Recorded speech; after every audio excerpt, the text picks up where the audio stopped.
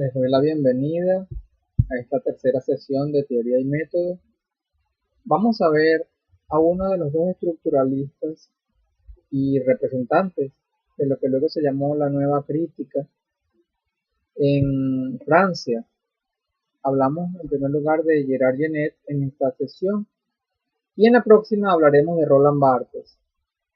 Me parece un poco complicado hablar de Gerard Genette de manera directa, introduciéndolo a sus textos de manera directa. Por lo tanto, me pareció una posibilidad, en función del provecho que esto puede aportar, tocar el artículo de una autora española llamada Carolina Molino, que habla de las principales categorías de Genette, orientadoras, iluminadoras sobre lo que es el discurso narrativo para Gerard Genette. Lo primero que tenemos que decir de Genette es que nació en París en el año 1930. Es una de las grandes figuras de la narratología contemporánea. Sus investigaciones indagan en la poética del discurso narrativo, tanto en lo intratextual, es decir, aquello que está dentro de los textos en sí de cada uno, como en la intertextualidad, aquello que está en relación, en ese espacio en el que se cruzan varios textos narrativos. Pueden ser, por ejemplo, uno cinematográfico, con un cuento, con una novela, con una fotografía. Textos que cuenten le parecen interesantes a Genette. Pero además él se interesa del libro, de la narración como un todo. Por ejemplo, cuando se interesa sobre la paratextualidad, él está pensando, por ejemplo, en el color de la portada del libro, la fotografía, la edición de la portada y la contraportada, etcétera. Bien, una de las características de Genette es la prolijidad y la sutileza de sus categorizaciones. A veces esto dificulta mucho la lectura, pero también gracias a esta misma sutileza, él hace aportes importantes. Por ejemplo, diferenciando lo que es la voz de la focalización, ya lo veremos, donde solo antes se hablaba de narradores, incluso de ausencia de narradores. Es importante esta diferencia. ¿A quién le sirve? A quienes estudian los textos narrativos, a quienes van a hacer su tesis, su proyecto de investigación sobre textos narrativos. Las definiciones de Genette le van a ser de mucha utilidad. Le van a permitir para segmentar, darle nombre a partes del texto, algunos funcionamientos. El análisis de Genette se ejemplifica, por ejemplo, en figuras 3 lo van a ver, a partir de su análisis de algunos recursos, procedimientos que están presentes En busca del tiempo perdido, la extensa novela de Proust. A través de ella, Genette ejemplifica su idea de que todo especialista en teoría de la literatura debe ser necesariamente un crítico. Él lo hace. Un detalle importante de la escritura, del estilo de Genette, es su humor. Él se burla de la exhaustividad a la hora de categorizar, su capacidad de autocrítica. Todo esto se aprecia en un texto llamado, por ejemplo, el nuevo discurso del relato. Genette se ha defendido de las críticas a su estructuralismo, a su formalismo. Él dice así: me imagino bien dicha crítica. ¿Por qué me habla usted de formas cuando solo me interesa el contenido? Pero aunque la pregunta es legítima, la respuesta es demasiado obvia. Piensen en los 70, estar escribiendo sobre las formas del relato cuando programas de investigación tan importantes como el marxismo, en la época de un auge tremendo, como el psicoanálisis, estaban hablando del contenido de la narración. En ese momento, Genette parecía entonces provocador. ¿Qué hace este señor hablando de las formas, no? Pues él dice: mi respuesta es obvia en este caso, cada cual se ocupa de lo que le toca. Y si no estuvieran los formalistas para estudiar las formas, ¿quién querría encargarse de estas formas en su lugar, en lugar de los formalistas? Genette también arremete contra el postestructuralismo. Pensamos en Foucault, esta cuestión del poder, mucho énfasis a partir de esas posiciones teóricas relacionadas con la deconstrucción. También ataca el poder, que también descentra el significado último de los textos, etcétera. Dice, bueno, yo soy un estructuralista, yo no entiendo el postestructuralismo. Dice, más adelante, no está en la cita, pero el texto sigue más o menos así.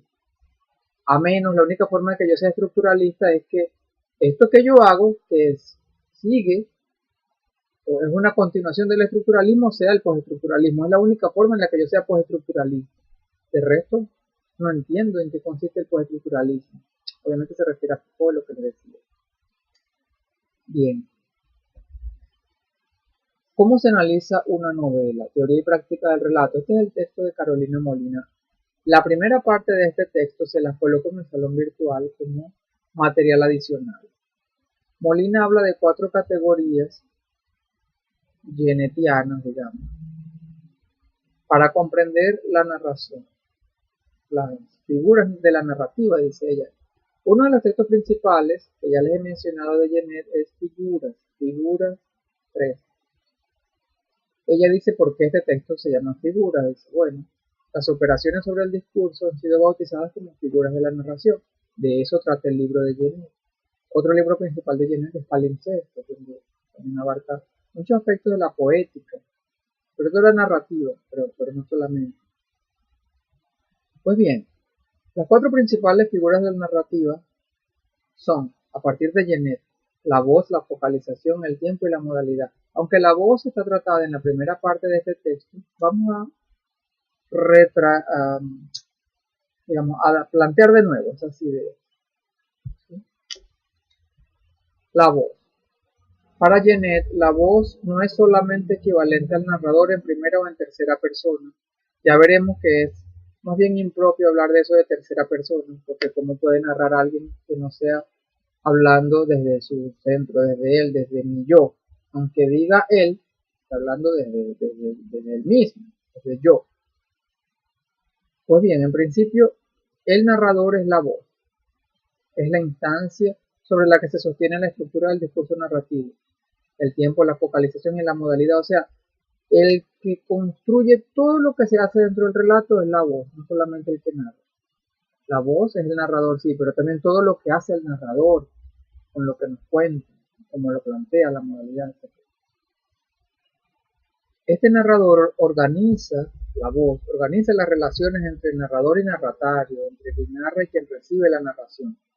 Finalmente, la voz se identifica con el narrador, sí, pero como hemos visto, con mucho más que él.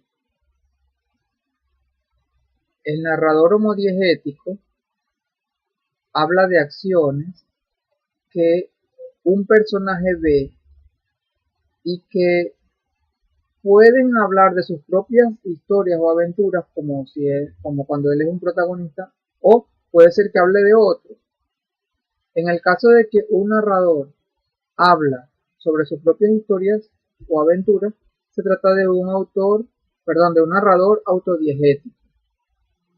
El narrador heterodiegético habla desde afuera de los personajes, es decir, es un narrador que corresponde con cierto grado de omnisciencia, en el sentido de que narra desde afuera, es como una cámara que está detrás de algún personaje, ¿sí? Y que va focalizando, es decir, de algún modo esta voz aborda desde afuera del personaje cómo se ve la historia desde la perspectiva de un personaje. Es decir, yo hablo de otro, ese es el narrador heterodiegético. Este narrador heterodiegético en algún momento puede dejar marcas de quién es, de su identidad, aunque no se identifique con ningún personaje. Y estas marcas del narrador, de la voz, son lo que se llaman las instrucciones del narrador. Incluyen valoraciones, relaciones afectivas con lo que ocurre o con los personajes del relato. Miqueval añade la categoría de narrador hipodiegético. Esto luego lo abordó Genet con su propio nombre y categoría, pero como Carolina Molina hace la referencia a Miqueval con respecto a este narrador, vamos a tomarla tal cual. Mikeval habló de un relato, por ejemplo, de narradores hipodiegéticos, cuando un relato en segundo grado, o sea, un relato dentro de un relato, se da. Y en estas condiciones, dentro del segundo relato, hay alguien que narra. Por ejemplo, ustedes conocen el caso muy bien. Una narradora dice que recibió un manuscrito de memorias que fue compuesto por Mamá Blanca, por ejemplo, en el cual la narradora de la misma memoria se ubica en una posición hipodiegética, o sea, está en un relato dentro de un relato, y ahora cuenta ella. Y la narradora que dice haber recibido el manuscrito va a quedar como una narradora extradiegética. Por su parte, la focalización consiste, ahora sí, en el punto de vista que asume la voz, no es la voz. Antes se confundía esto. Según las ideas del narrador de antes, voz y focalización eran lo mismo. Ahora, la focalización a partir de Genet es el punto de vista que asume la voz. Dice Genet directamente, en figuras 3. Por focalización entiendo una restricción de campo, es decir, de hecho, una selección de información con relación a lo que la tradición llamaba omnisciencia. ¿Qué relación tiene la omnisciencia con lo que se narra? ¿No? Con el cómo se narra. Se trata del punto de vista desde el que nos cuentan de cuánta información maneja la voz narradora. Esa es la ventana de la que habla Henry James en el texto de la señora Molina. Esa es la ventana desde donde mira la voz para contar. La focalización puede ser interna, externa, o puede haber focalización cero. La focalización interna ocurre cuando el narrador o la voz se identifica con uno de los personajes. Si se identifica con el mismo personaje hasta el final del relato, siempre narra uno solo, se habla de focalización fija. Pero la focalización puede ser variable, interna variable, si luego otro personaje narra. Por ejemplo, un narrador da paso a otro. Cuando varios personajes hablan de un mismo hecho, se habla de focalización múltiple. Un hecho es contado desde varias perspectivas o por varios personajes narradores.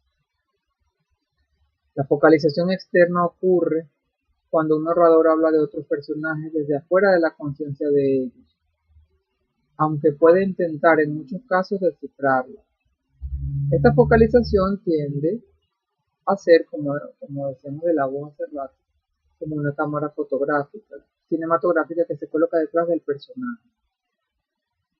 En general, pareciera que lo que se narra desde esta perspectiva gana objetividad, es decir, quien es visto detrás de la cámara es el objeto de la visión, por lo tanto, esta visión más ligada a lo que se ve, a lo exterior, a lo que se oye, a lo que parece ser, tiende a ser más objetiva.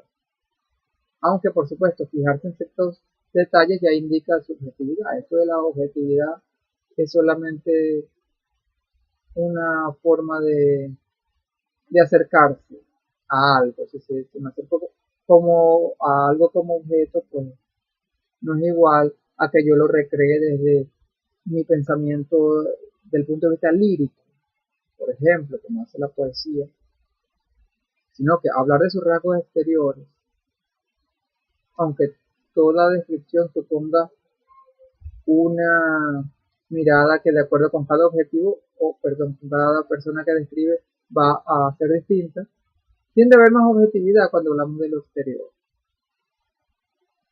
La focalización cero, por su parte, en principio es como la focalización externa, porque se habla desde afuera de los personajes, no se identifica con ningún personaje que narra. Tiene la particularidad de que esta forma de focalizar el relato es totalmente amplia en la visión, es decir, hay una visión total. Quien narra puede penetrar incluso en la conciencia de los personajes y realmente no focaliza nada, por eso focalización cero, en el sentido de que lo puede ver todo. No es una cámara que está detrás de un personaje, sino es como un Dios que está arriba de todo al mismo tiempo y puede desviar la mirada, acercarse pero tiene acceso a todo, a diferencia de un narrador externo que está más limitado en su visión y en la cantidad de información que maneja.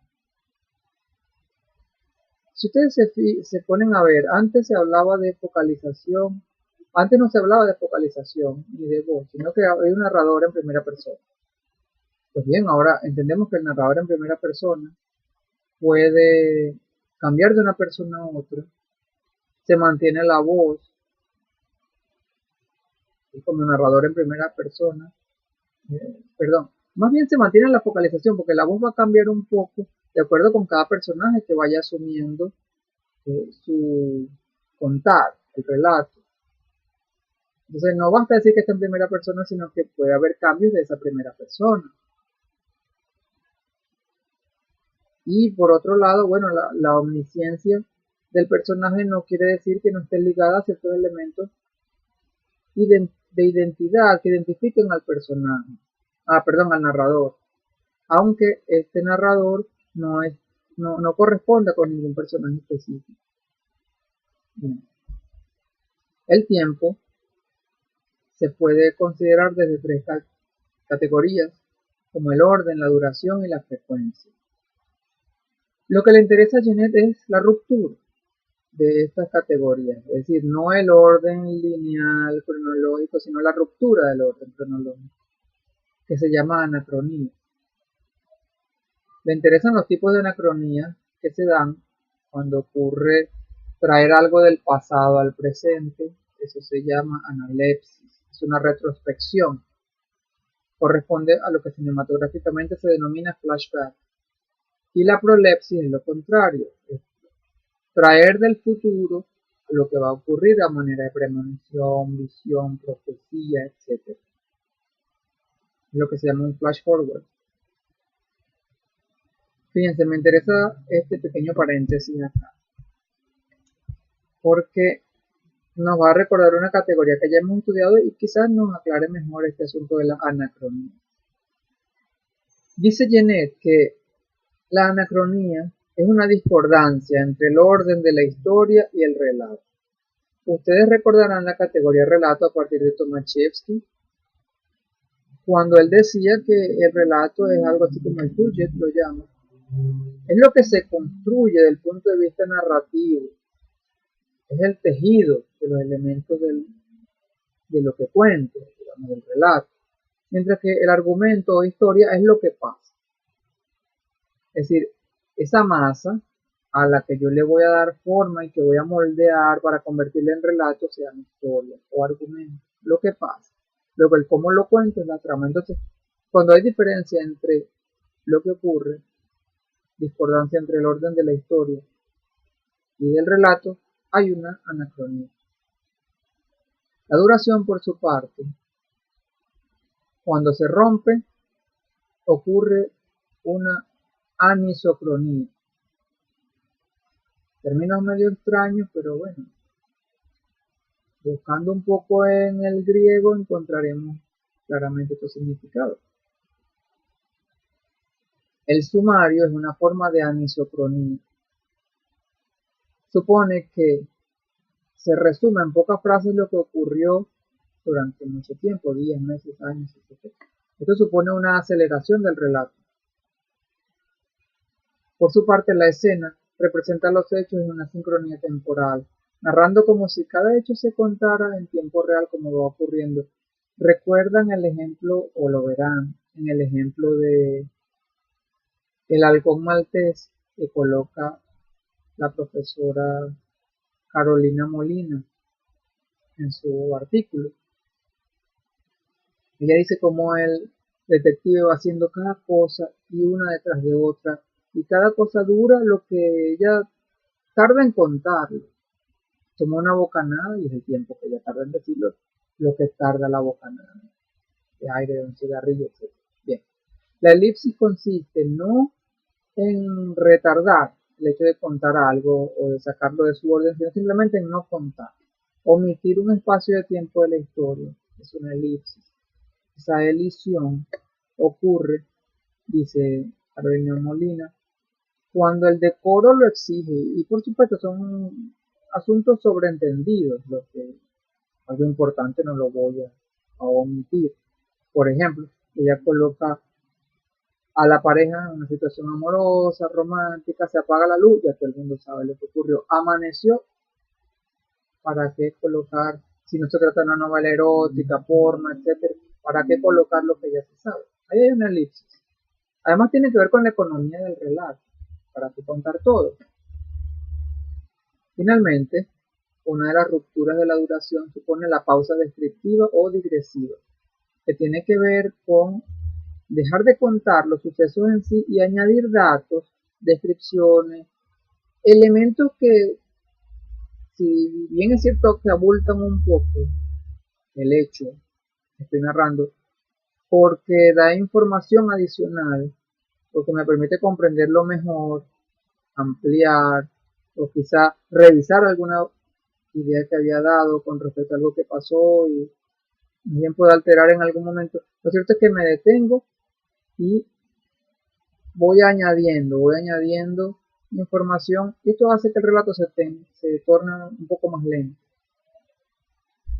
Con respecto a la frecuencia está determinada por el número de veces que se narra un hecho, un acontecimiento.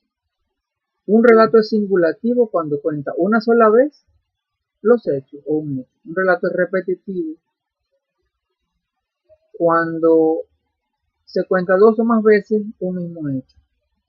Y también puede aparecer este procedimiento llamado silepsis, que consiste en contar una sola vez lo que ha ocurrido varias veces. Finalmente, la modalidad es una categoría que es realmente básica en Genet. Tiene que ver con el modo de contar, cómo se cuenta. Hay básicamente dos modalidades que implican, dos modalidades, mímesis y diégesis, que implican ciertas subcategorías. ¿Qué entiende Genet por mímesis? Recordarán ustedes por Aristóteles que el término mímesis refiere a la imitación, nos remite a eso. El arte imita la naturaleza, dice Aristóteles.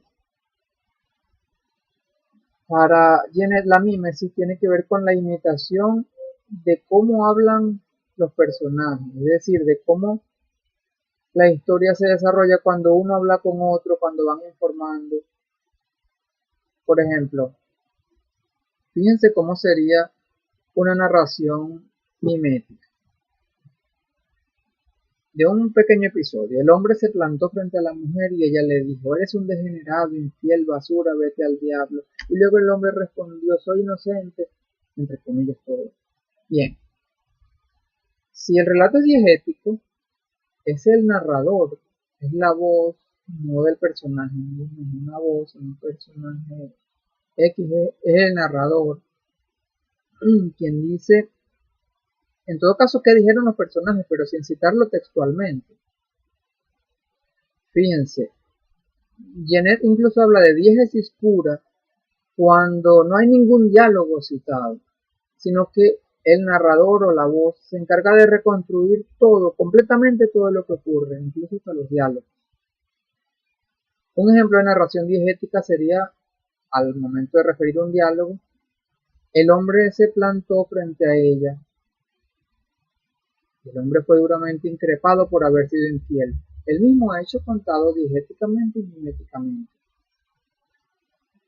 El discurso narrativo realmente es la suma de mímesis y diégesis, de una dosificación de uno con respecto a otro. Según se tienda una u otra modalidad narrativa, aparecen distintas subespecies modales. El discurso directo se da cuando el narrador reproduce literalmente la alocución de uno o más personajes. En este caso queda muy claro, se dice que predomina el discurso de los personajes. Se les deja hablar directamente, se cita entrecomilladamente, etc. El discurso indirecto supone fulano dijo, pensó, agregó, pero sin decir textualmente aquello que dijeron. Están estos que se llaman verbos dicendi, dijo que, agregó, pensó no, añadió. Es interesante acá que el verbo que yo utilice también en un modo de valorar, por ejemplo, refunfuñó, gritó, etcétera, no es igual que dijo, susurró, agregó, concediéndole la razón, qué sé yo. El discurso indirecto libre es una manera de hacer propio el discurso del personaje por parte del narrador. Es decir, se suprimen los verbos dicendi, esto les digo, etcétera, y sin uno darse mayor cuenta en qué momento el narrador empezó a hablar como el personaje, pues esto es lo que comienza a ocurrir. El narrador asume la voz de uno de los personajes. Esto muchas veces redunda en lo que se llama la función ideológica del narrador. Es decir, ¿por qué yo asumo el discurso de uno? ¿Cuánto tiempo tardo describiendo, mejor dicho, expresando como narrador yo? ¿Por qué hablo más de lo que dijo este personaje que aquel otro? Y cuando digo que hablo más, ¿qué es lo que resalto? Que dijo muchas groserías, que maldijo, o la sutileza, los términos más bien conciliatorios. ¿A qué le dedico más tiempo? ¿Al personaje A o al personaje B? Y cuando le dedico más tiempo, ¿por qué le dedico más tiempo a ciertas expresiones que a otras? Todo esto es valoración, función ideológica del narrador. Pero por supuesto, acá la ideología tiene un sentido más valorativo, más afectivo, no es solamente la ideología del asunto del poder, de la dominación, de los gobiernos, etcétera, aunque también, ¿no? Pero función ideológica acá no tiene un sentido marxista en principio. Bien, espero que estas categorías les ayuden a ver de un modo más complejo, les muevan el piso un poco con respecto a cómo funciona el discurso narrativo y que al momento de ustedes hacer sus proyectos tengan la posibilidad de darle nombre a esas cosas, a esos procedimientos, a esas estructuras que antes no sabían cómo se llamaban. Es un poco complejo, pero vale la pena considerar a Jenner. Bien, lean el texto, espero que puedan hacer la tarea sin mayor dificultad, ya saben, escriban, no duden en utilizar el salón virtual para preguntar lo que ustedes quieran. Hasta pronto.